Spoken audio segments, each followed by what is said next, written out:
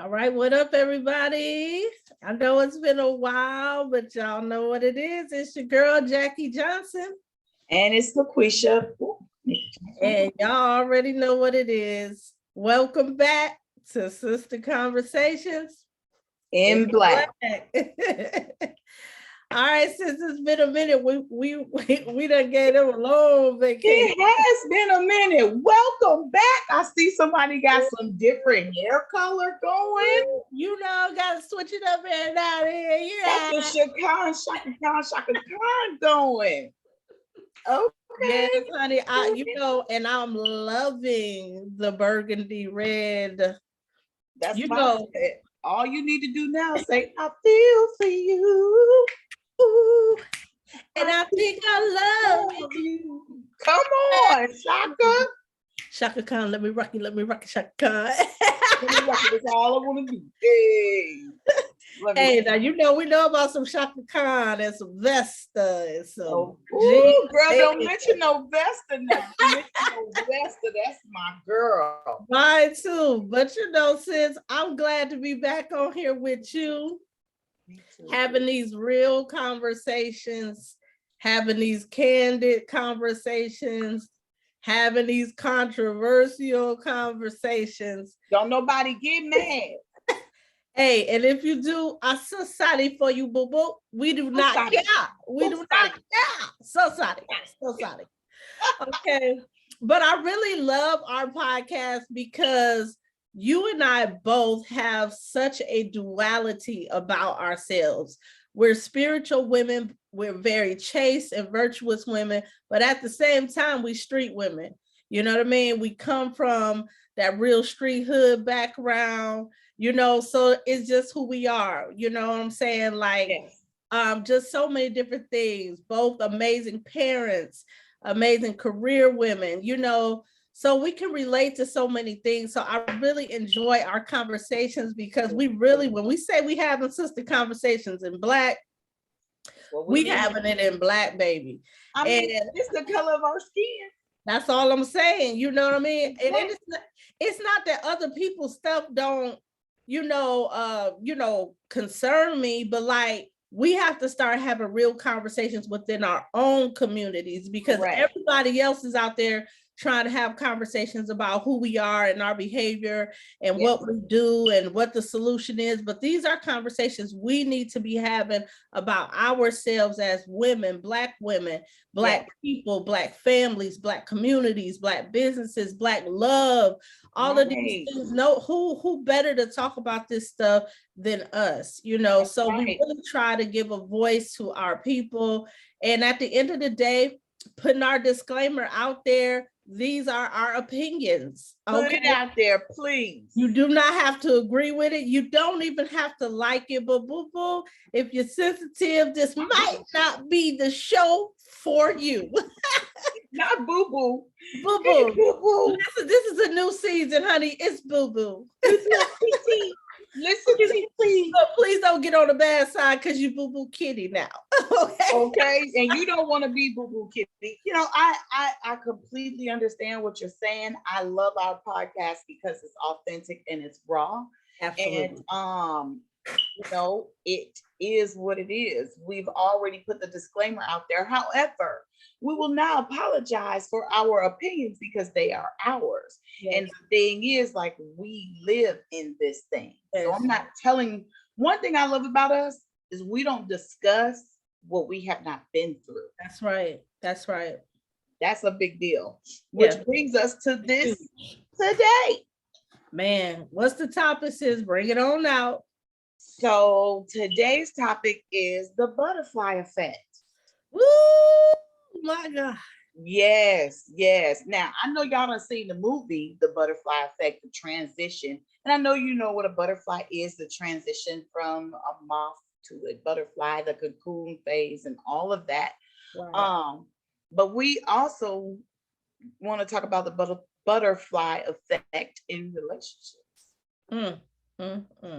This gonna be rough for somebody today, but you know who it ain't gonna be rough for today? Who? Me. Listen, There's gonna be somebody. there is a new attitude that comes with the new hair color. Okay, I'm just gonna tell you right now. I never did burgundy or red or any of those colors because I had a friend who used to always wear this color and I never wanted to feel like a biter. So I just never tried it. Anybody who know me know that I am a color person. I would try some color. Yes. And so me and that person are no longer friends, have not been you friends can wear your friend. for many years now. We have not been friends. So I was like, you know what? Why not? Let's try it. And honey, listen, a whole new attitude came when red came out. So woo. You probably didn't want to put no red on when you was around that person anyway. They probably would have got jealous, child. But that's why I didn't do it. That's why I didn't do it. You know, I try to keep stuff down. That's an episode for another day. Folks always be trying to compete, child. But we ain't gonna do it today. Right. Yeah, we're gonna talk about that though, but not today. Today, let's get into it. This is season 2, episode number 4, The Butterfly Effect. Sis, kick us off. So I know many people were probably wondering, what is the butterfly effect? So I have some notes. Let me pull it up. And once we get into those notes, we're going to talk about the chaos theory in relationships. All right. So the butterfly effect, and if you've ever seen the movie, then you'll know. But the butterfly effect is a system by which small changes in initial conditions can lead to large-scale, unpredictable variation in the future state of the system. What do you mean? What I mean is there are small changes in your beginning, in your initial phase, that can lead to unpredictable balances in your system. How does this relate to relationships? Glad you asked. So, in the beginning of the relationship, there can be small changes, good or bad, that can determine how you facilitate the relationship. That's the butterfly effect. Okay. So what we're going to start with is chaos theory. The reason that we're starting with the chaos theory is because most relationships aren't planned.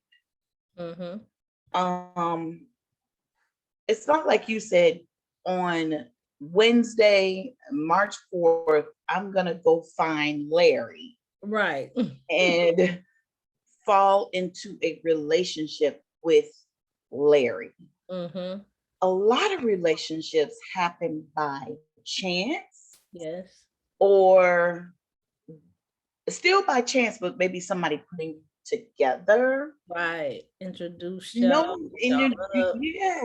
one is really planning to go and find Larry March 4th and being in a relationship. Right. Just like, I ain't gonna go there. I'll start to say something.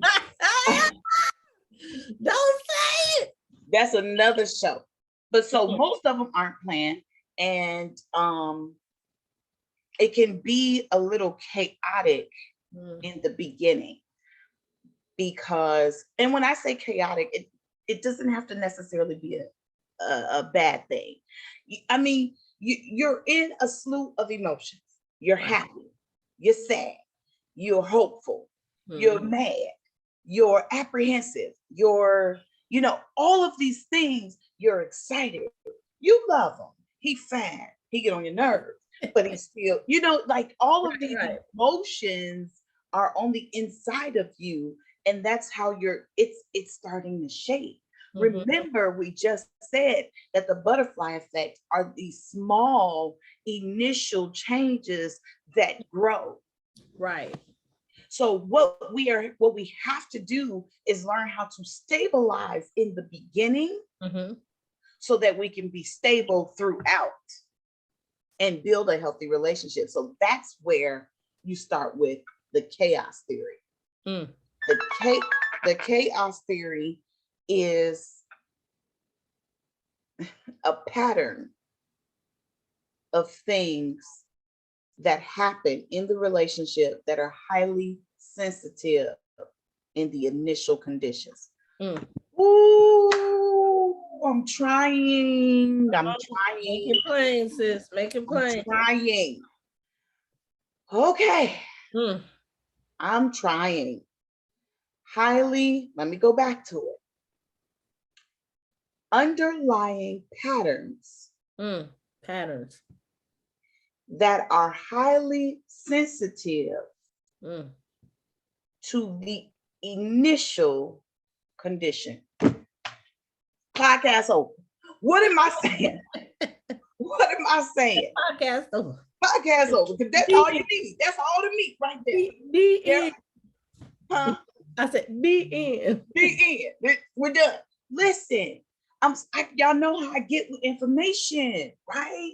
So these patterns that, let's say, you had from maybe a past relationship, the way you grew up, something like that, that's inside of you.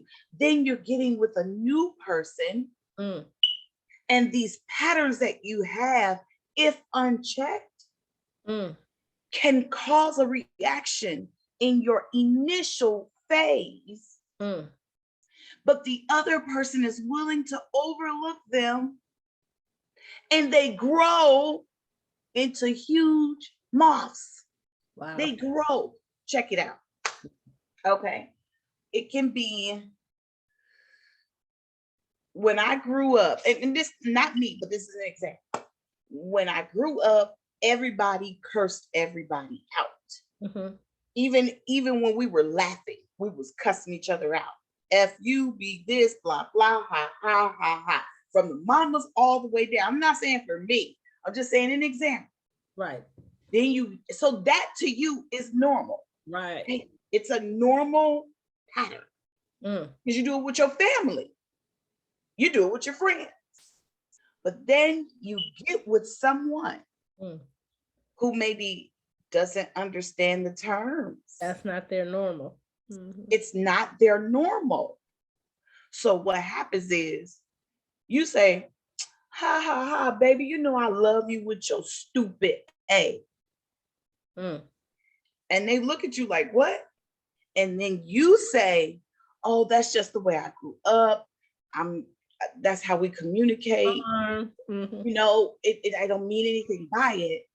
And then because that person loves you, see, now we're going to get into abusive behavior, but I'll hit that in a minute. Because that person loves you, they're willing to say, oh, that's just how she or he is.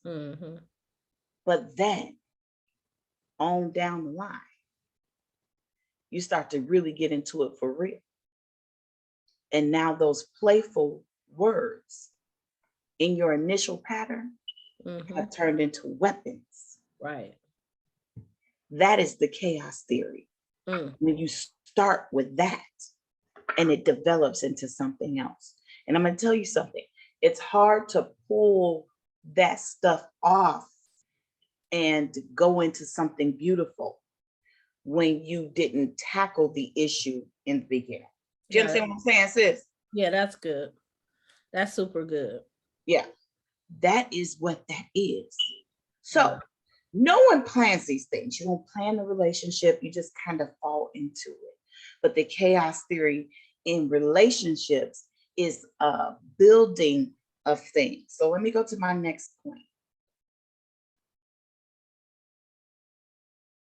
So it says here, these things that are highly sensitive to initial conditions were once thought to be just random states of disorder.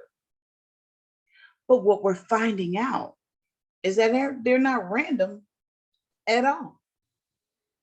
That is just the way some people are. Because that is how they have lived for a very long time. if you are truly with a person, then those unhealthy patterns you would take recognition of and try to work on, especially if that's not the way that they communicate. And that's a good point, sis. I want to interject right there because that is also a very strong key and component to actually making a relationship work. It's understanding how your partner communicates. And because here's the thing, you can be considerate and thoughtful and careful about how you communicate with your partner because you understand that. But if your partner does not reciprocate that understanding and carefulness, then it can create other chaotic movement. And that's also like the application, like a real life application of the chaos theory is, I understand perfectly that you understand differently and you process things differently. And because of that, when I need to communicate with you, I communicate with you, not in the way I would want to be communicated. I communicate with you in the way that I see you need to be communicated with. Right. However, when you need to communicate with me, is if it's a take it as it is or take it or leave it type of attitude, that I'm not getting the understanding. You're getting the understanding when I communicate with you, but I don't get an understanding when you communicate with me, and you become frustrated when I try to understand. Yeah. So I think that is something that a lot of relationships experience, but it is a example of the real life version of the chaos theory. I'm gonna drop some tea on y'all real quick. It is important to know what type of life the person lived before you. It's very so important. And people do not like talking about their relationship before, but it's important to have that dialogue. You know what? They'll say, I don't care about nobody that came before me. But here's the thing, then you wondering why the bad habits is happening. You wonder why he or she is treating you the way that they're treating you. You never take the time to get to know who the person was prior to your relationship. Who were you? That is good. Listen. I'm trying Come on now. Listen, folks. It. Y'all better hear this because this is a revelation for that. For that hi. Okay. Listen. It's important to know who they were before you. And I'm gonna tell you something else. It's important for them to know who you were. Absolutely. Before y'all get together. And then I'm gonna tell you something else. You ready? After you find out who they were before you and who you were before them, then you sit and think, would the personalities have meshed? I just said something. Come on. Y'all know she like to do that. Come back. I just said something. Listen. Ooh. Listen. This is why you take your time getting to know the person that you're going to be with. Because in your past, and let's just say the personalities would not have meshed in the past. That's not a deal breaker, okay? Because you could have evolved. You could have grown to be a better person. I know.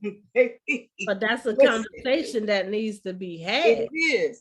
I know in my past, I was, I don't know about you, sis, but I was no joke. Mine neither. But also the honesty. It's the honesty, because sometimes people lie about who they were and what they did. You need to be honest about your past. Right. Because if you're not, I got news for you.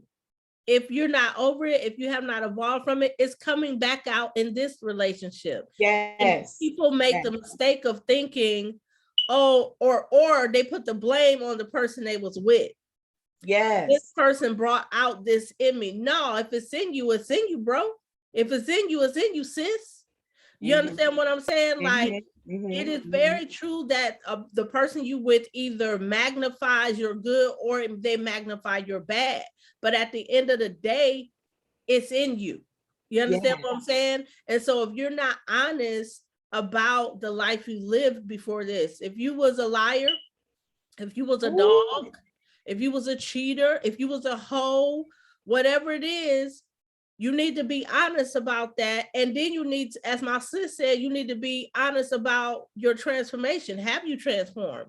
Have you learned anything from that? Have you corrected any behavior? Because here's the thing, nobody is perfect. We've all made our mistakes. Right. But are you able to go into that next relationship? And here's the thing, because when you really know and understand, you will ask questions about the person before you. If you're the type of person, when your mate asks you about your previous relationship, you automatically assume that they're jealous or insecure. Come on. Something's wrong with you. Something is wrong. You're dysfunctional, because that is what you should be doing, because there is no way I'm getting into a new relationship with a man who cannot talk to me about what went wrong with his last relationship. I ain't the chick that's about to get with you and not care what happened. And we got too many people out there like that, because I promise you, if you would do some investigation, a lot of y'all would cut that before it even gets started. Because there's no way I'm about to be with a man who just did the woman he was with like dirty. I can't do it. Unless there's been some time between you and that person, and I can see that there has been some growth, I'm not about to do that. So you dogged your last woman out, and I'm supposed to believe that you're going to treat me right? You cheated on your last woman. You ran your last woman name down, and I'm supposed to believe that you're going to be faithful to me and honor me? Important to know. Here's the thing. And even when maybe the personalities didn't mesh, going back to that point, from who you used to be and who they used to be, here's the thing. Like I said, it might not be necessarily a bad thing. You know what you don't want. I don't want somebody that is going to be like how I was back there. But it needs to be identified though. Right. This is why those things need to be discussed. When they're not discussed, going into the chaos theory. That's it. This is how that develops and eventually leads to abuse in the relationship, because you never took the time to get to know each other, and because you don't understand who they were. You're not going to see it as them just talking to you. You're going to see it as abuse, because you don't know who they were.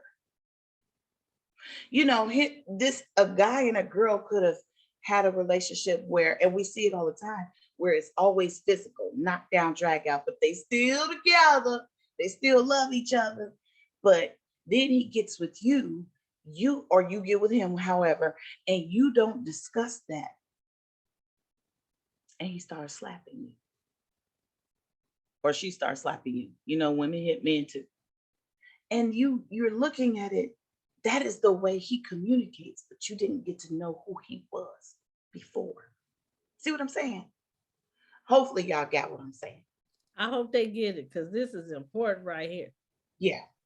So there are some personality types, though, with this chaos theory, that everybody's got a personality type. Everybody, don't get me wrong. But there are some that you need to watch for. Okay? So we hit the chaos theory, but I kind of want to break it down, and then I'm gonna pass it off to my sister real quick. Just break down some little stuff. Number one, the excitable lover. Everything about you is A-okay. It is beautiful. It is love. You the best thing smoking. And then one day, womp, womp, womp. She said, womp, womp, womp. That sounds like manic depression to me. Listen, the excitable lover is someone who gets off on that thrill. Oh, I got a brand new, shiny new toy. I do it with shoes. I do it with heels. I got some new heels and this and that and the third. And even though I got a ton of heels and I love new heels, I don't wear them all. It's like get the right outfit to match them. I still got a favorite pair. I don't even keep wearing them. So this excitable lover is everything is wonderful. Everything is good. Everything is bright until they get to know you. Mm. Until they, oh, I hope somebody picking this up today. Because the research, y'all, until they get to know you. Well, or you get to know them. And then you start to see things. That's why it's okay to be optimistic about a new relationship. It is. But no, please keep in mind that everyone comes with something. There must be a balance. All right, y'all ready for this one? that's good. The neurotic lover. Mm. What do I mean by the neurotic lover? This one is,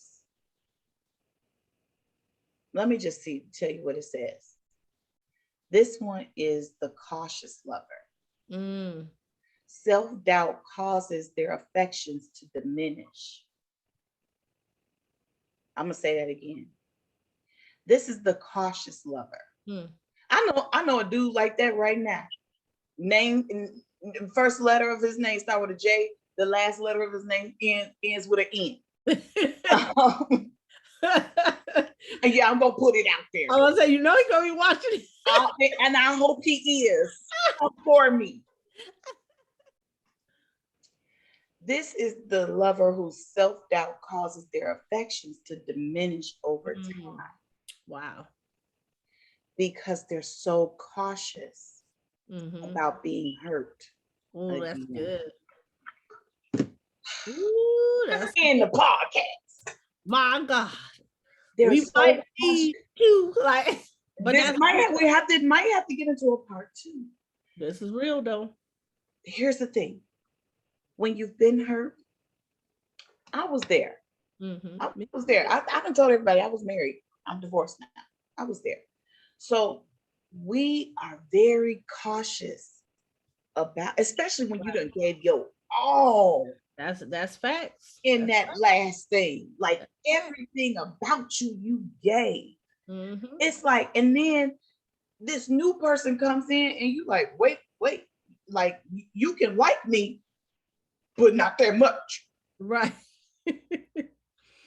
You're telling them they can like you, but not that much. How can you put a limit on how much a person wants to love you? Because we've been hurt, and self-doubt, it's like, it's that caution.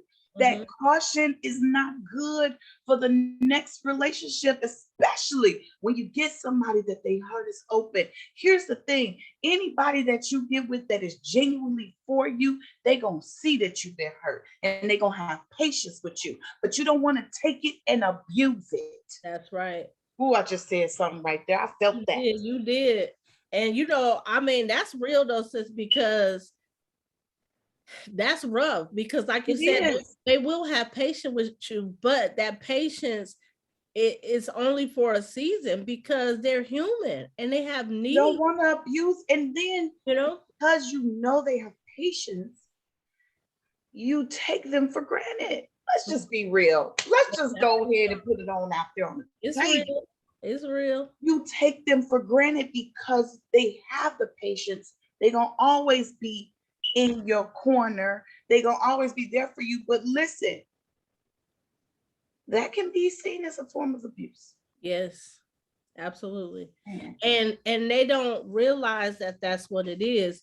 But, and I'm going to speak even from this point of view, being a lover, because you know me, I am a lover. But I love hard, strong, and long, God, you know.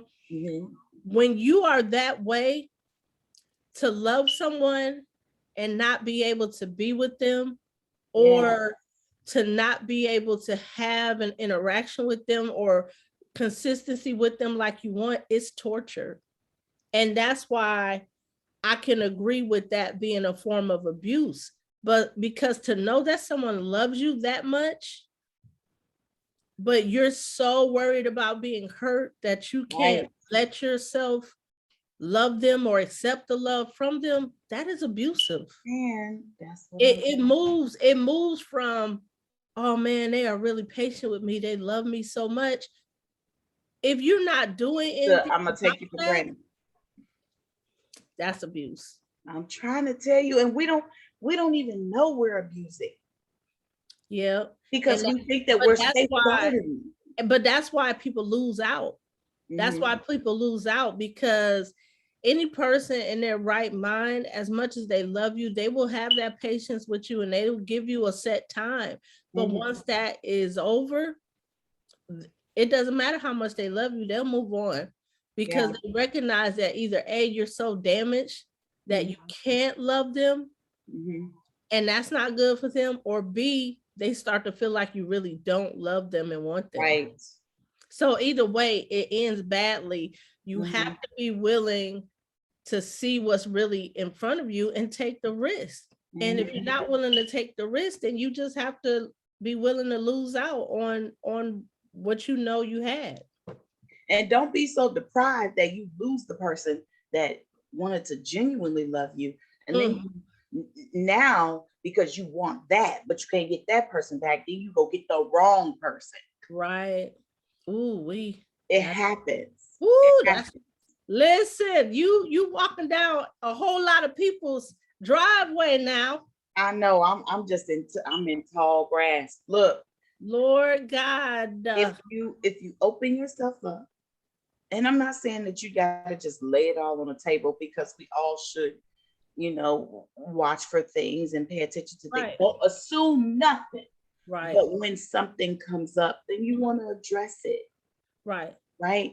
But if you open up and allow that person to love you, listen, the love from a partner can overcome all of that. But I think it's good what you're saying, sis, but I think it's like people need to realize there's a difference between protecting yourself and being cautious than being afraid, being overly cautious. There's a difference. You know what I mean? Yeah. You're not being cautious when you close yourself off. Right. Safeguarding your heart. Yeah, there's a difference. And I say safeguarding your heart because that's what we call it. Listen, I was there, so I ain't picking on nobody. Safeguarding your heart is not so much safeguarding your heart, but more so building walls around it. Those walls are not of protection. Those walls are to keep other people out. Right. It's isolation. It's isolation, and then it starts to spill over in other areas. Yeah. Telling you what I know. And I think it's crazy because both of us really can attest to when you're hurt and when you go through things, and when you, like you said, give your heart to somebody and they abuse it or hurt it or whatever they do, it does put you in a place of isolation. Because like I continue to tell people, if you ever really love someone, I'm not talking about this fly-by-night stuff. I'm not talking about infatuation. I'm talking about love. Like if you ever love someone, that requires you to give yourself to another person. Right. You bonded yourself to another person. That is not something easy to recover from once it's been shattered. Right. So even in walking through your healing, you go through many seasons of isolation, because the isolation is where you find yourself again. The isolation is where you heal. The isolation is where you find peace. So you will start to mistake your isolation for happiness and peace. And you will feel like, in order to keep this happiness and peace, I need to keep people out. Right. Because the people who was in that place hurt me. And everybody I see around me, they can hurt me because I don't see no genuine anything. You know what I mean? And I understand it because I've been there for a long time. Sometimes I still kind of revert back there. Like, no. I don't be want to deal with nobody. Zero. Zilch. Nada. Like, I love you, but I don't want to deal with you. You know what I mean? Because you find a place of solitude. And this also happens a lot of time with independent, strong, single people, whether it's a Yeah. male or a female. Yeah. When you feel like taking care of yourself and I'm self-sufficient and I understand how to enjoy my life without another person, you can get obsessed with Right. solitude because it becomes your safety. Mm-hmm. But you were never meant to just live your life in a box to Right. keep yourself safe. Right. Protecting yourself and being careful is more about using wisdom in who you allow in your heart and who you allow into your space. And that's why you move slowly. And that's why you move objectively. But people can't do that if they haven't healed.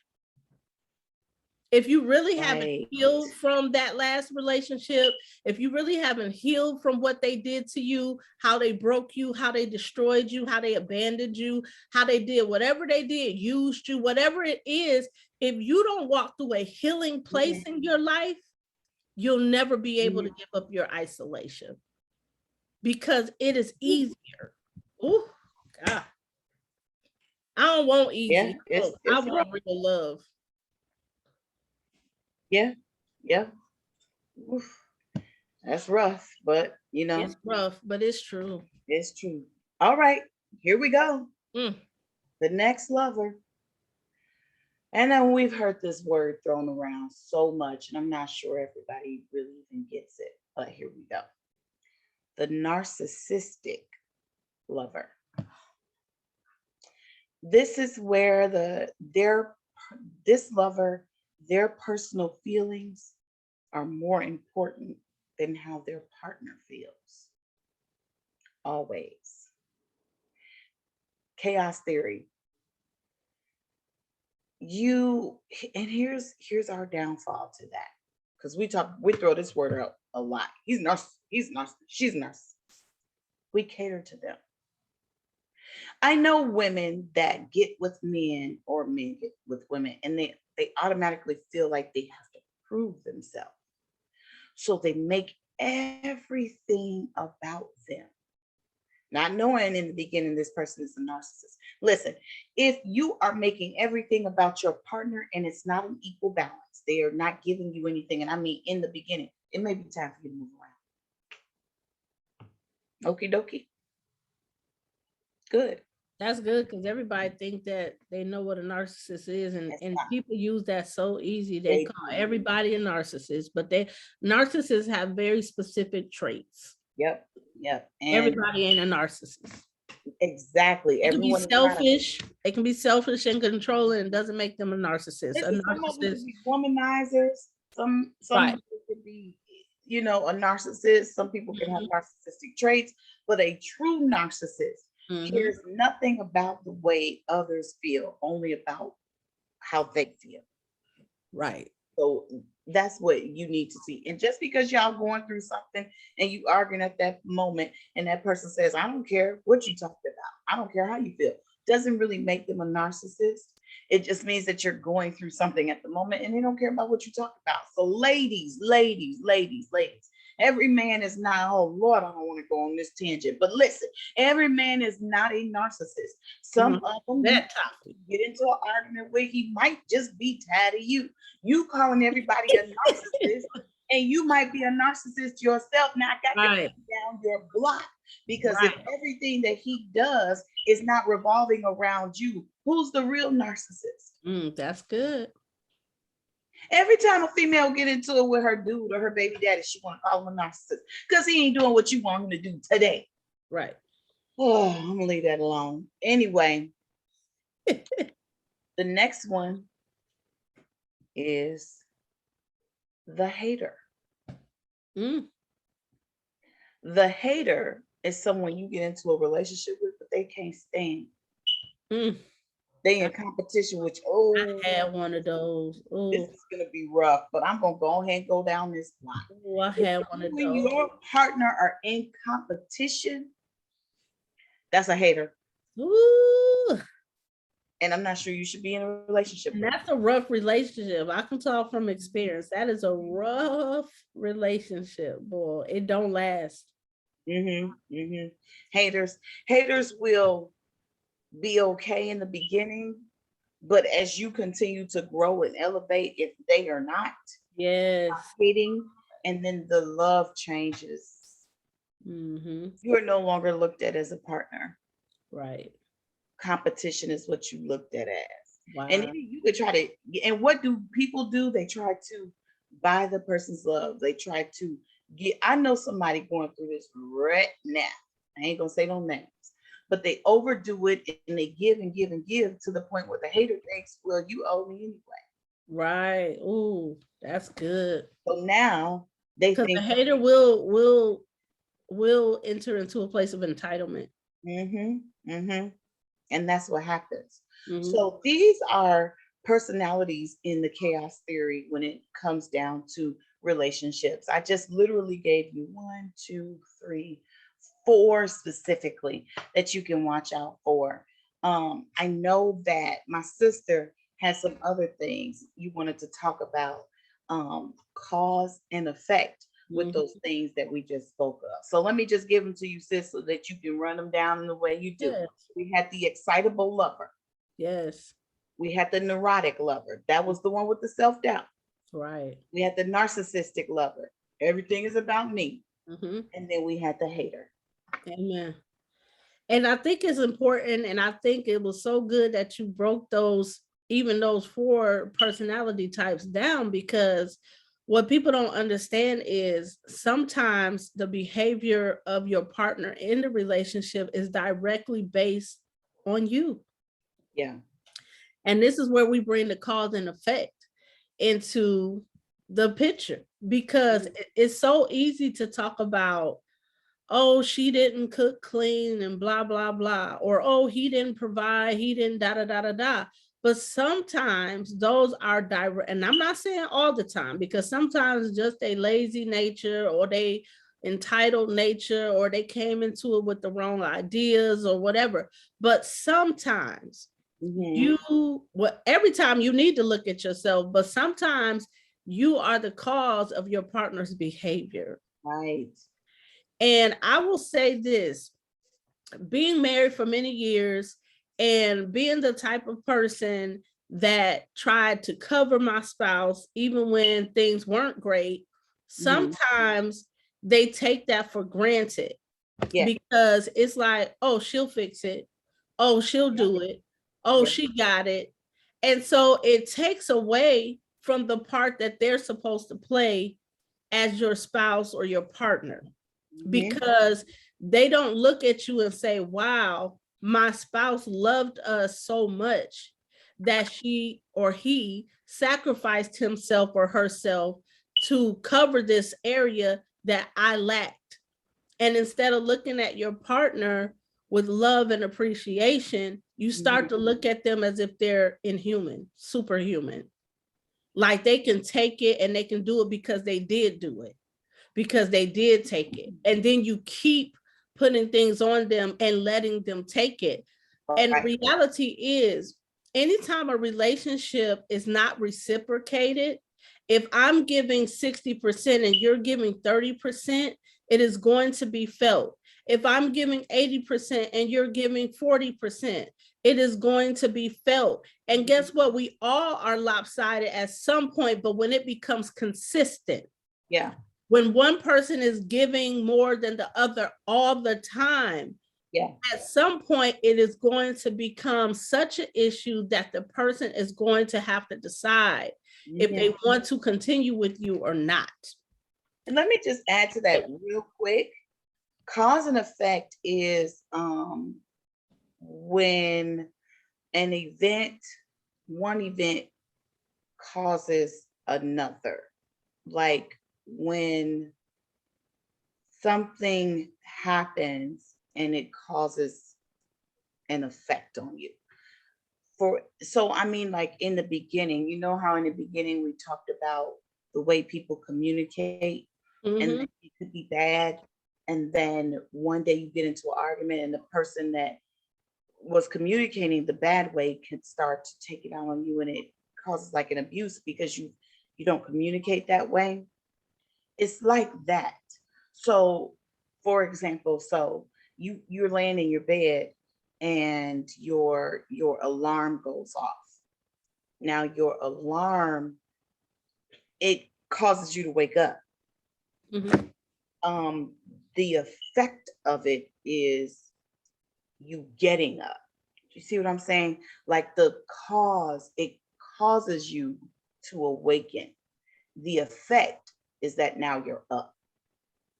So when you see some of these things that we were just talking about with the relationship stuff, the neurotic lover, the excitable lover, all of that, you need to pay attention so that it doesn't, and work on things so that it doesn't have an effect on the relationship later. Go ahead, sis. I just wanted to add that. No, that's good. I mean, and at the end of the day, the reality is we all live under cause and effect. There's a cause and effect to everything, whether that effect is positive or negative.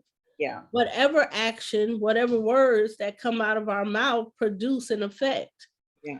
Your job is to make sure that what you're doing and what you're saying and how you're treating people is not producing negative effects. And a lot of times, I don't think people think about how what they've done is going to affect someone else. And this is so, the reason why I really like applying this to relationships, because there was something that I said a while back, and I seen it before and I said it as well, but you can't build happiness on the pain of somebody else. Mm-hmm. And me and my sister talk about this all the time. It baffles me so much how people will hurt a partner, cheat on a partner, and think that they're going to have a happy life with the new person. You understand what I'm saying? It is impossible. I don't care how amazing you think that person is. I don't care if that person gives you the world. It's never going to happen because of cause and effect and because of the chaos theory. You built a house on pain. You will never receive happiness from that. Look, you have to see if whatever is happening in the beginning is something that you can tolerate. For example, if you don't like to hear babies cry, you may not want to have a baby. It's the same thing with relationships.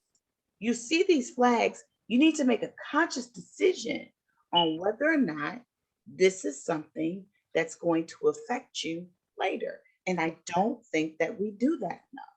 That's the first step to cause and effect. If we get into some steps, the first step to cause and effect is to really sit and think, is this something I can deal with? I'm just saying. Is it something I want to do? Is it something that I want to do? Is it something that I can deal with it? Can I work with them? Are they workable? Are they willing to work on this? Do they hear my concern? That's one thing. So like I said earlier, if you don't like hearing a baby cry, you may not want to have no baby. Right. And if you don't like the way a person is looking at the opposite sex, you may not want to date them. I'm just saying. And if a person was a cheater before you and you don't like cheaters, and you think you're going to be happy with them, we might have to do the math on that. Yes. Because I know 1 + 1 don't equal 5. It's interesting, though. It's interesting how many men and women think that they could do somebody wrong and they're going to have a happy life. It's just interesting that people really believe there's nothing wrong with it. And I think a lot of times people give themselves an excuse instead of taking accountability. I didn't handle that well. That's taking accountability. I did not handle that well. I did not know how to handle that. And this was the result. Yeah. When you are somebody who really is looking at your life to take accountability, those are the statements you make. And because of that, you're able to try to find a place of restitution. Mm. You try to make your wrongs right. It's a difference when you try to repair things that you have damaged before you move to something new. You jump into my second one, but go ahead. That's taking accountability. Already in the second. You understand what I'm saying? Mm-hmm. And I think a lot of people don't do that, because I'm gonna be real. Everybody ain't the good person. Nope. Oh, you understand what I'm saying? And guess what? Sometimes that could be due to the lack of your age, lack of experience, lack of maturity. We're human, and things can be forgiven. But when you can't acknowledge what you have done wrong, you cannot correct it. You cannot make restitution. And if you cannot correct it, and if you cannot make restitution, it will haunt you for the rest of your life. You will never be happy. You will pretend to be happy. You will have glimpses, but you will never have the existence that you even left that person for. Oof. That was my number 2. You all up in it. I don't even know what to say. You all up in what I was gonna say. Step number 2 with the cause and effect is that you have to realize that with the cause and effect will produce a result, and be ready for it. Whatever you did to cause that and affect that person's life will have a result, and it goes into accountability.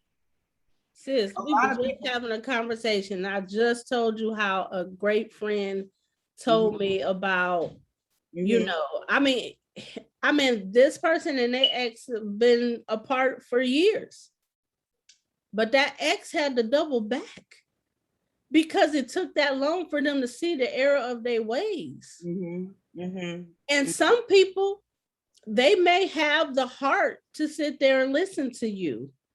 And other people, they're gonna tell you to kick rocks. They're gonna tell you to kick rocks. That is important. It is. And I'm gonna tell you something else. Accountability feels like an attack when you're not ready to acknowledge that you're toxic. Oh, that's good. That's what it feels like. So you immediately get offended because you don't want accountability, and you get mad at somebody else. So it feels like man, these nuggets is falling to that. It feels like an attack because you're not ready to admit that you're toxic. And I'm gonna be real with you. If you have people in your life that is not causing you or requiring accountability of you, they don't love you for real. They don't care about you. If you got people in your life that's telling you that doing the wrong thing is good, if it makes you happy, then hey, that's all that matters. They don't care about you. If they're not telling, let me tell you something. I'm gonna just put it out there. I'm gonna be for real with you. If you got a husband or a wife and you step out on your husband and your wife, you hurt them, you mistreat them, and you got friends and family telling you, oh, well, they should have did A, B, and C. It's their fault. There you go. Why they mad at you? Because you want to be happy. You weren't happy with them no more. Hey, you supposed to move on. There you go. Baby, you in for the fall of your life. There you go. Because somebody who cares about you would have said, I understand that you may not be in love anymore. I understand this may not be what you want anymore. And if that's your decision, then hey, nobody can knock that, but you need to do it right. Yeah. Don't hurt that person. Don't hurt that person. Don't continue to do A, B, and C. Fix it and then do what you're gonna do. Don't drag this person. This person has been in your life for so many years. This person has really been a positive place in your life. Are you sure you want to walk away from this? Like, if you don't have people around you right saying that stuff, they do not care about you. And I can be very transparent. When I started going through my stuff, listen, from day one, I was like, oh, nigga don't want me, divorce. It was like days. Days. I was like, wait a minute. I had papers drawn up. I done paid the lawyer for the papers. I'm ready to go. And my sister was like, wait a minute. And I'm like, nah, what else is there to discuss? He don't want me no more. It's time to go. And my camp, it wasn't just my sister right here, but all of my sisters that I deal with, even my mother, even my brother was like, hold on. Yeah. Hold on, wait a minute now. Yeah. You sure this is over? Have you even tried A, B, and C? Just you understand what I'm saying? Yeah. They held me to a place of accountability, even though I didn't do the wrong. I didn't walk out. I didn't cheat. But still, they were telling me, wait a minute. You're moving too prematurely. To make sure that you're in a place before you make those decisions. This is going back to cause and effect. And this is going back to the butterfly effect. Those small interruptions that can eventually affect future areas of your life. That is the butterfly effect. Absolutely.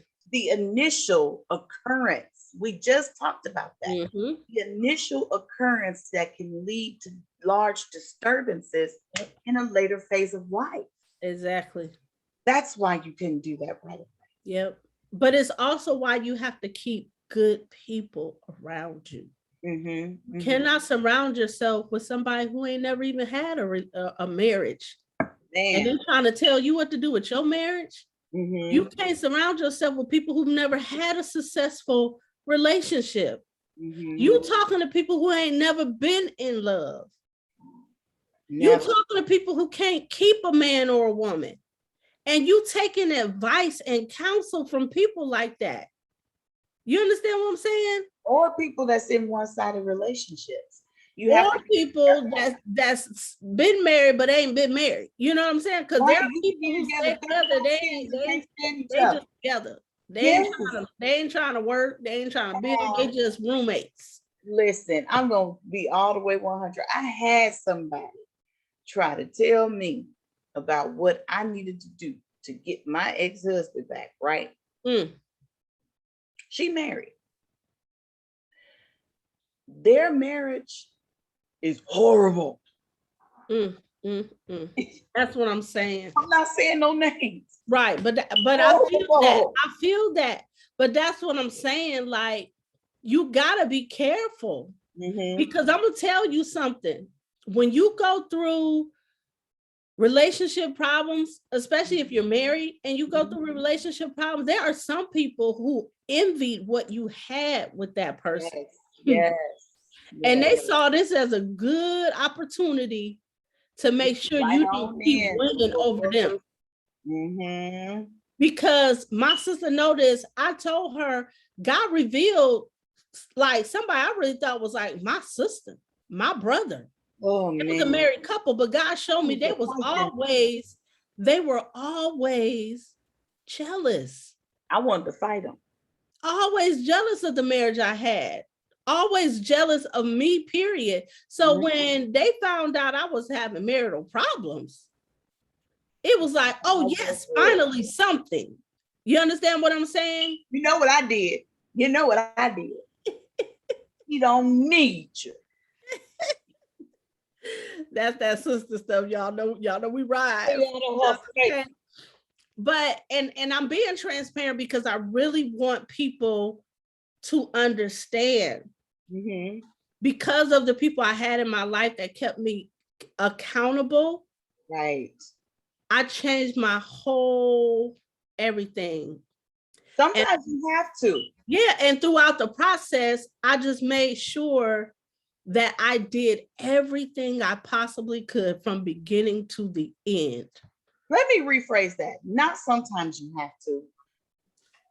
When you, okay, let's go into this solution right here. When you come out of that and you begin to heal, 9 times out of 10, people around you gonna change if they wasn't solid. Yep. Your atmosphere, your environment, your hair color, your face, you change. You change. Yep. And it's not a bad thing. Please, please, please do not be afraid. It is okay, neurotic lover, to change. to grow. Mhm. It's okay to allow someone in. And I'm going to tell you something else. No one on this earth is perfect. You are not going to be able to get the perfect mate and have the perfect relationship, but you both can love each other to a perfected love, if that makes sense. Mhm. A perfected love that works for you two. Yeah. I said one day that the heart can be healed through love. A lot of people think, I don't want to get into this because I'm still this way or I still have these reservations. Okay, now listen, if you a woman beater or if you a hooker or Yeah, something don't like do that, it. You ain't ready. go to sex. Not ready. Sit go down somewhere. Go and get you some woman beating anonymous classes, and then put a woman, go if you out here hooking and crooking, woman, The Holes Anonymous. the sex anonymous Whole classes. I recovery. ain't talking about that stuff. Whole recovery. But yeah, go to recovery. Go find somebody recovery board. Jesus. What I'm talking about is apprehension. Mm-hmm. Because I'm going back to that neurotic lover. I don't know why. I don't know why. I just keep going back to that neurotic lover, the apprehension of it. But see, here's the thing. Even in that can be healed through love. A lot of people don't want to do it because they're not ready yet. You will hear people say, oh, I'm just not ready yet. I'm not there yet. But you really can be healed while in it. Right. But you just said something. They'll say, I'm not ready yet. Mm-hmm. You ain't gonna never be ready. I was just about to say, you're never gonna be ready.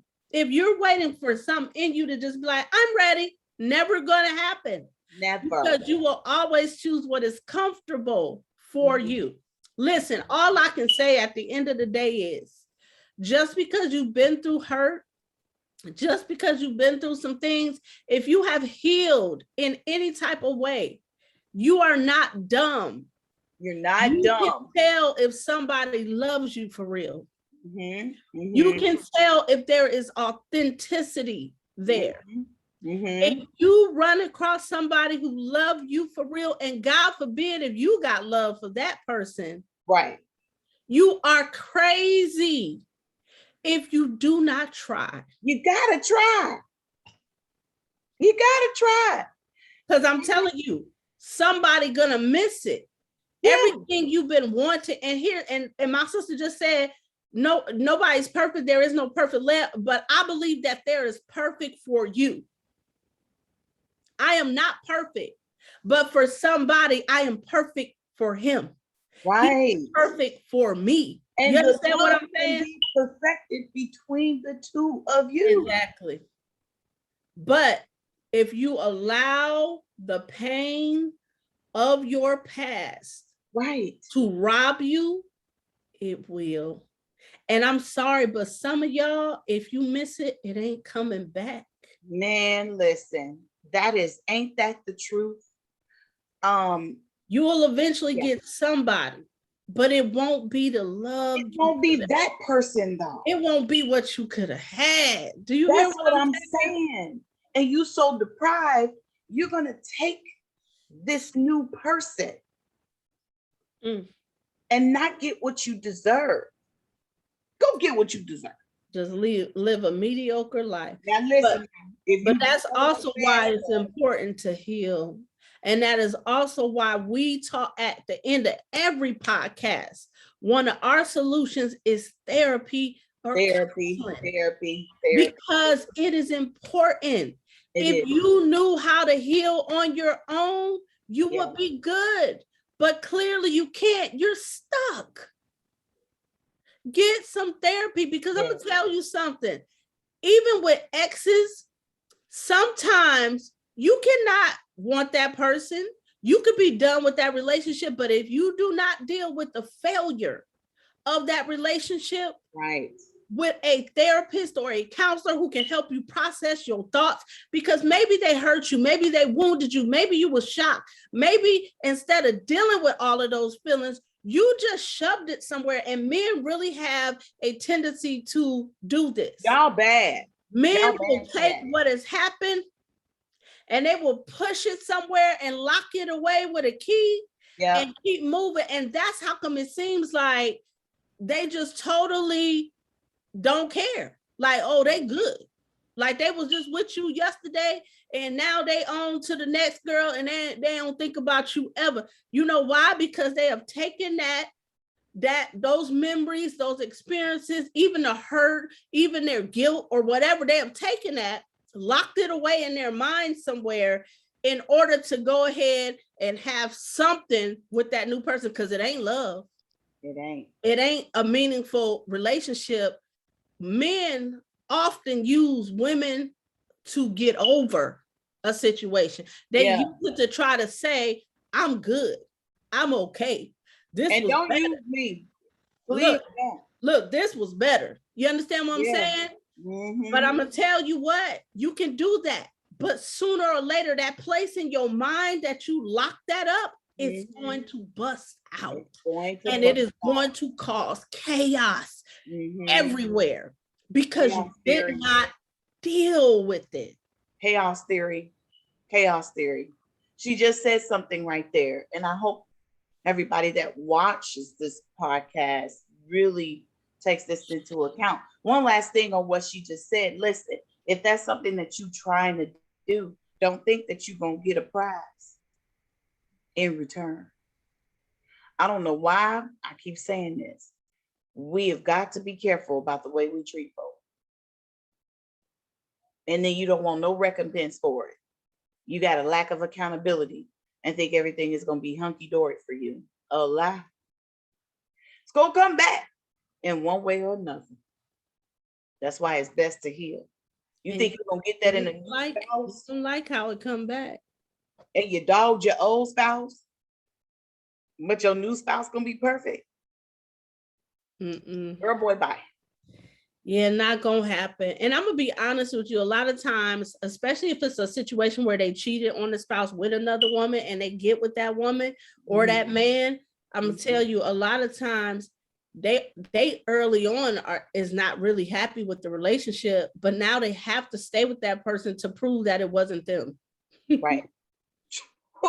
Who want to be sitting around proving something all day, every day? You got to make it work with this person, because if not, everybody's going to know that you was the problem. Everybody's going to know, but I'm going to tell you something. They're going to know anyway, because it's going to crumble. Listen, people choose to move on. I'm not against you moving on, although I have my thoughts and beliefs about marriage. Don't be marrying me and then talking about you going to move on, okay? Because that ain't my mentality. I'll be talking what? Okay.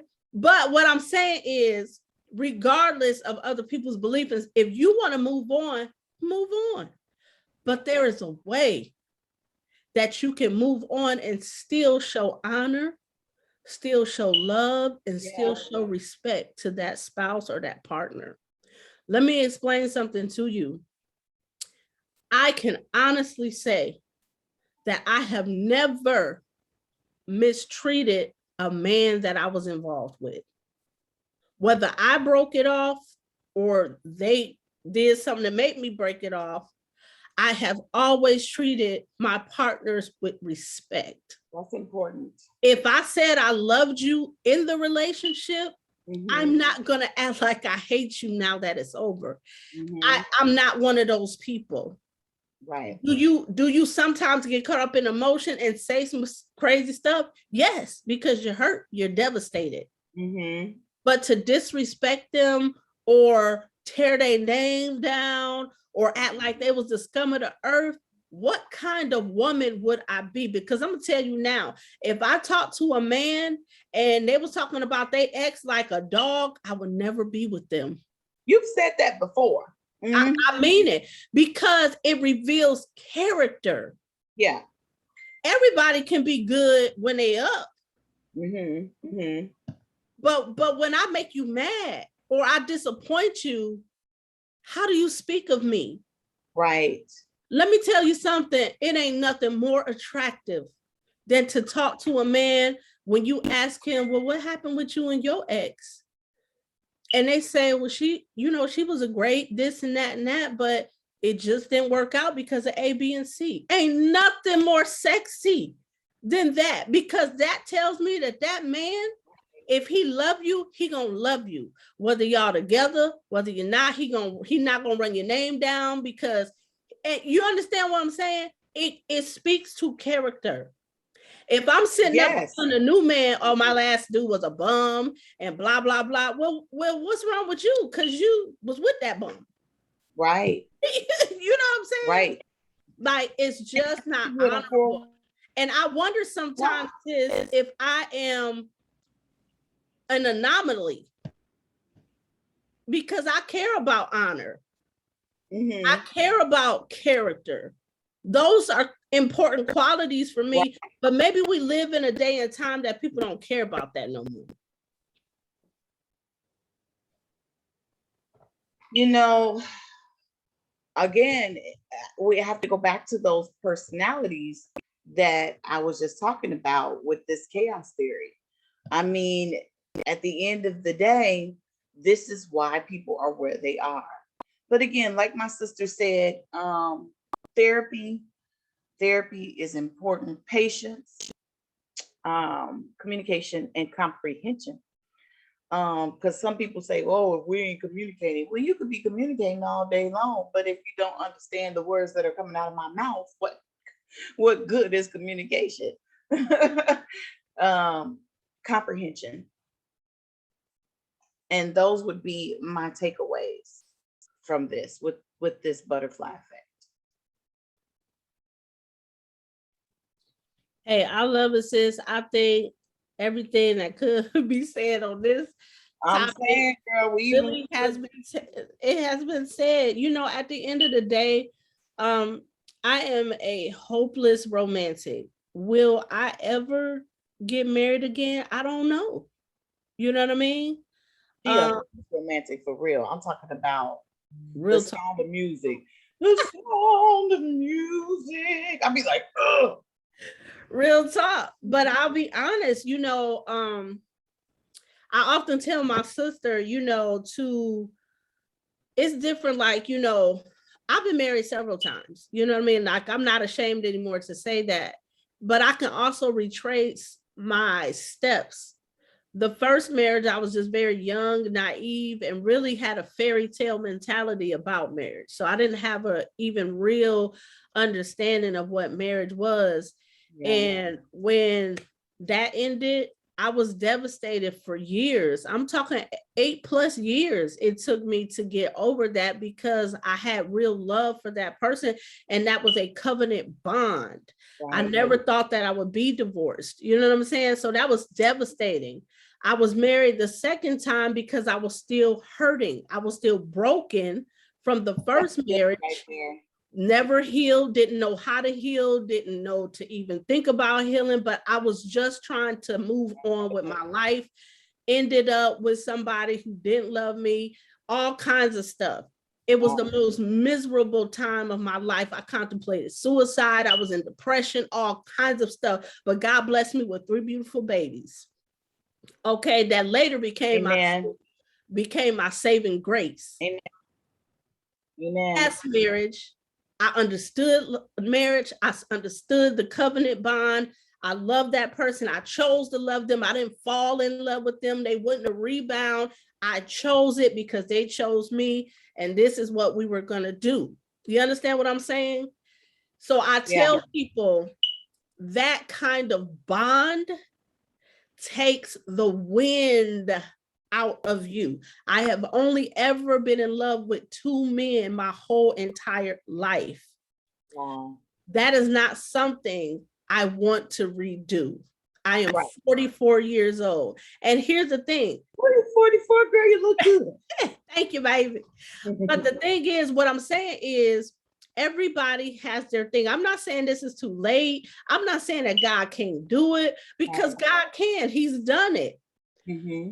But personally, as a woman, I cannot give my heart again to someone else. You understand what I'm saying? Ooh, like I can't start off new. That's what I'm gonna say. I can't start off new. You know what I mean? I did everything I could with my marriage. I prayed, I fasted, I was vulnerable. I was humble. I did all of that stuff.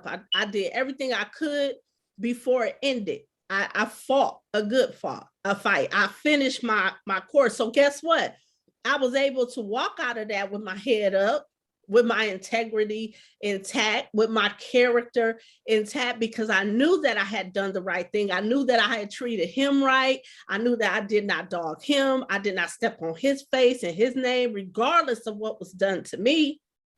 I felt proud of that. You understand what I'm saying? Yeah. So at the end of the day, it is a choice I make for me. Unless God changed that, I'm going to be a fine single sister. Well, you understand what I'm saying?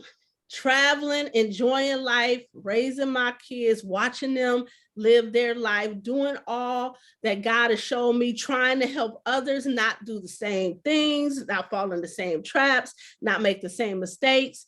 And I'm going to continue to evolve and become a better me. Now, if there is something that God got for me, he'll bring it to me. But in the meantime, this is just what it is. But I am thankful that I have learned how to walk through healing, how to walk through forgiveness, how to do all of those things. But a covenant bond and even the bond of just being in love with someone is a very strong, deep, serious bond. And so for those people, if you ever love somebody, you don't get over that overnight. Sometimes it takes years. And even then, there's still a place in your heart. You just have moved beyond the feelings and the emotion of it, and you're no longer held hostage. But if you do not process the loss of that, if you do not process the failure of that, you're not ready for the next relationship. And you just have to be honest with yourself, because if you don't, you're just going to end up in failure.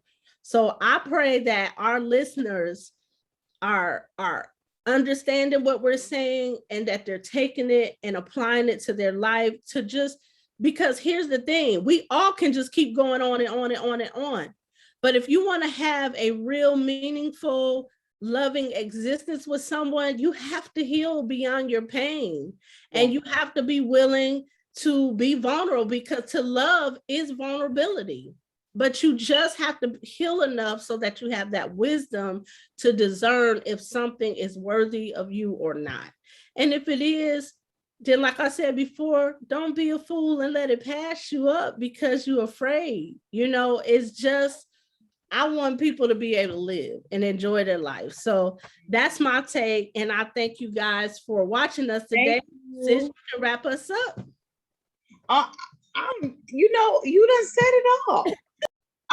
No, seriously, I can't elaborate more on that. I think you gave them the do's and the don'ts. You did. You gave them the do's and the don'ts. And I don't need to add anything to that. Well, like we said, thank y'all for watching another episode of Sister Conversations in Black.